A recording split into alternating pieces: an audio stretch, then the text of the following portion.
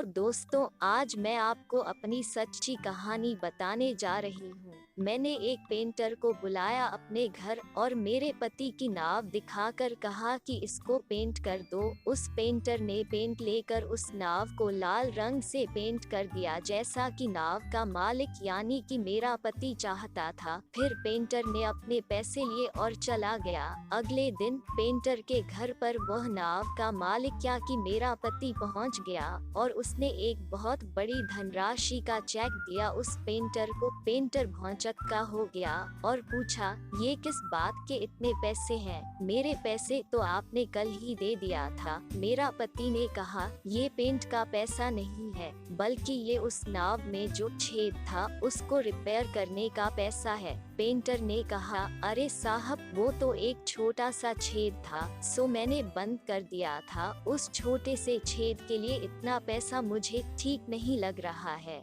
मालिक ने कहा, दोस्त, तुम्हें पूरी बात पता नहीं। अच्छा, मैं विस्तार से समझाता हूँ। जब मैंने तुम्हें पेंट के लिए कहा तो जल्दबाजी में तुम्हें ये बताना भूल गया कि नाव में एक छेद है, उसको रिपेयर कर देना।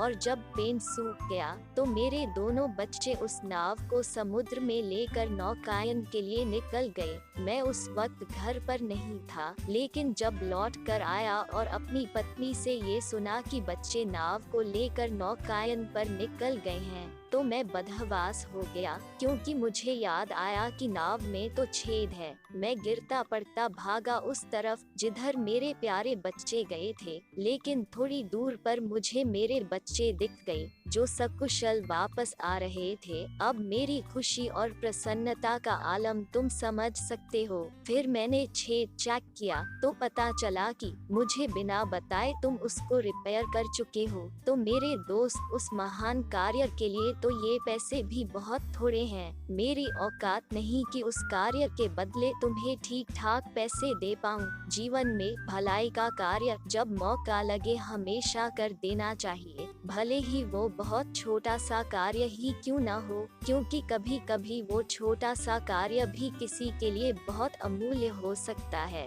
सभी मित्रों को जिन्होंने हमारी जिंदगी की नाव कभी भी रिपेयर की है, उन्हें हार्दिक धन्यवाद और सदैव प्रयत्नशील रहें कि हम भी किसी की नाव रिपेयरिंग करने के लिए हमेशा तत्पर रहें। अच्छे मित्रों को समर्पित।